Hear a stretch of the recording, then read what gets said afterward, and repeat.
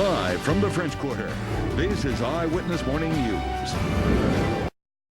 All right, and we're back in the kitchen with Chip Flanagan. You've become a regular on the show. I really have. I've got an apartment upstairs now. Have you? Yes. We're glad to have you here. Even we can't get that. Anyway, he's cooking turkey today. We'll have more on that coming up. But first, let's get to the news and my cost. And looking for an alternative to the traditional roasted turkey? Well, we have some ideas for you. Stay tuned. Chef Chip Flanagan is in the kitchen with a healthy turkey idea. But right now we're in the kitchen with Chef Chip Flanagan of Ralph's on the Park and Kim Hemenway of People's Health for our next healthy holiday recipe. And today, Chip, you're making the main course for the Thanksgiving dinner. Yes, we're going to do turkey breast. We're going to do it a little differently than your traditional roasted turkey, or as we like to do it in New Orleans, fried turkey. We're actually going to cook it in a bag. And you take the skin off first. Right. We've seasoned it. We used a little salt in this recipe. We're going to season it, and then we're going to place the skin back on it. Now, what kind of seasoning are you placing on it right now? Salt, pepper, and that's a little salt-free Creole. So you are going to cook it with the skin, and then you're going to take the skin off before you serve Yes. it? Is that and why is it important, Kim, for those people who have to watch because of heart conditions or high blood pressure, why is the skin something you want to avoid?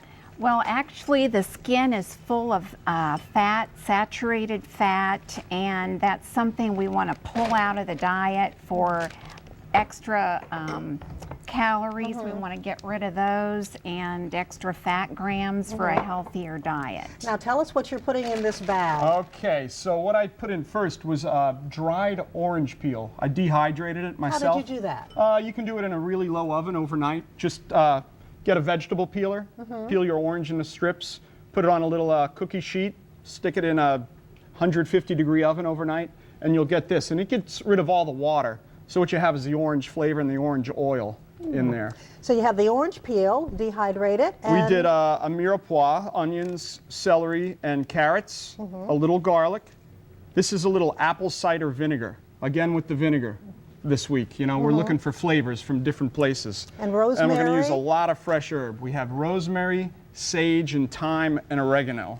And that really gives it the flavor that you're looking for, and just the aroma of the fresh herbs. Now, what if you don't have fresh herbs? Could you use the...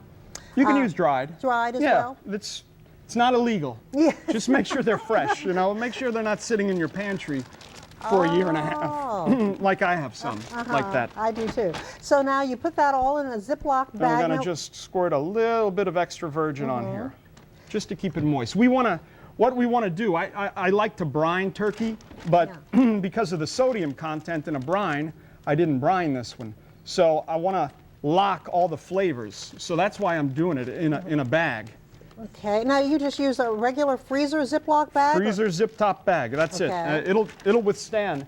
We have one cooking right here in this pot.